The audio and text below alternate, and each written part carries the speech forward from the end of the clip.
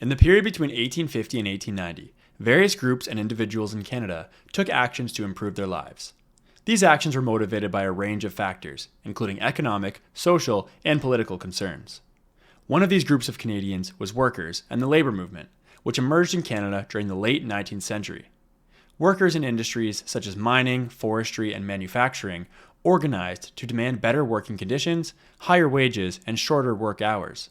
They formed unions and went on strike to force employers to meet their demands.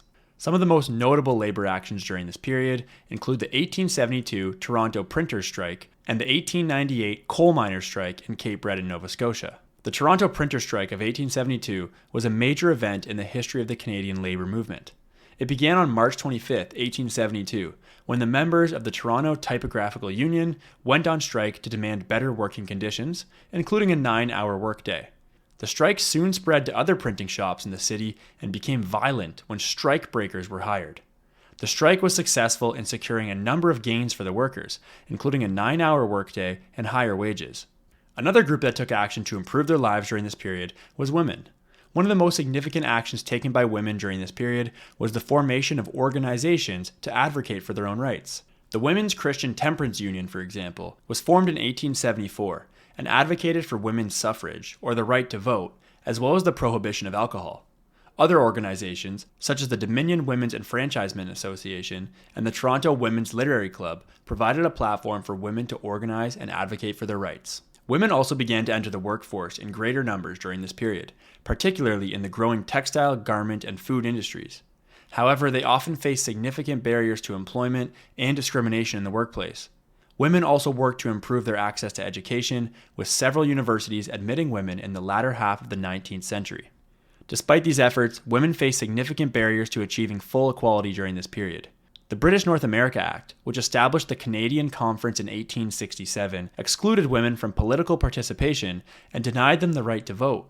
This was not rectified until 1918, when the federal government extended the right to women to vote. Indigenous peoples were also a significant group that took actions to improve their lives during the period between 1850 and 1890 in Canada. However, their efforts were often met with resistance and even violence from the Canadian government, which sought to assimilate Indigenous peoples into mainstream Canadian society.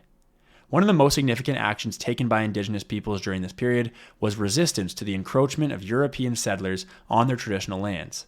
Many Indigenous leaders, such as the Métis leader Louis Riel, fought for recognition of their land rights and for greater control over their territories. Riel's 1870 and 1885 rebellions, although ultimately unsuccessful, brought attention to the plight of Indigenous peoples and contributed to the eventual recognition of their rights. The formation of organizations such as the Grand Council of the Crees and the Indian Association of Alberta provided a platform for political and social activism, and Indigenous leaders such as Poundmaker and Big Bear advocated for greater recognition of Indigenous rights and for a more just relationship with the Canadian government. Indigenous peoples also sought to preserve their cultural traditions and languages during this period, despite significant pressures to assimilate into mainstream Canadian society. However, the Canadian government often sought to eradicate Indigenous cultural practices.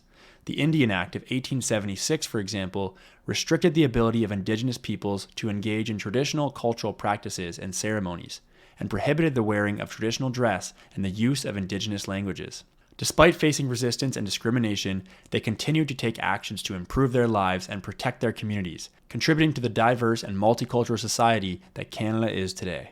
Immigrants were also a significant group that took actions to improve their lives during the period between 1850 and 1890 in Canada.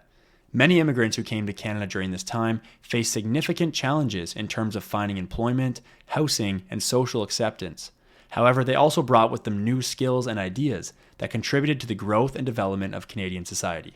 One of the most significant actions taken by immigrants during this period was the formation of ethnic enclaves in urban centers such as Toronto and Montreal. These enclaves allowed immigrants to live and work together, build supportive communities, and preserve their cultural traditions. Immigrants also played an important role in the development of Canadian industry and commerce during this period. Many immigrants worked as skilled tradespeople, such as carpenters, blacksmiths, and tailors, helping to build the infrastructure and manufacturing capacity of the young country. In conclusion, the period between 1850 and 1890 saw a range of actions taken by various groups and individuals in Canada to improve their lives. These actions were motivated by a range of factors, including economic, social, and political concerns, and contributed to significant changes in Canadian society in the years that followed. Now here's a challenge for you. You'll be designing a commemorative stamp representing one of these groups of people and the actions they took to improve their lives in Canada between 1850 and 1890. To do this, you'll need to choose one of the groups of people, such as workers, women, Indigenous peoples, or immigrants, that took action to improve their lives in Canada between this time period.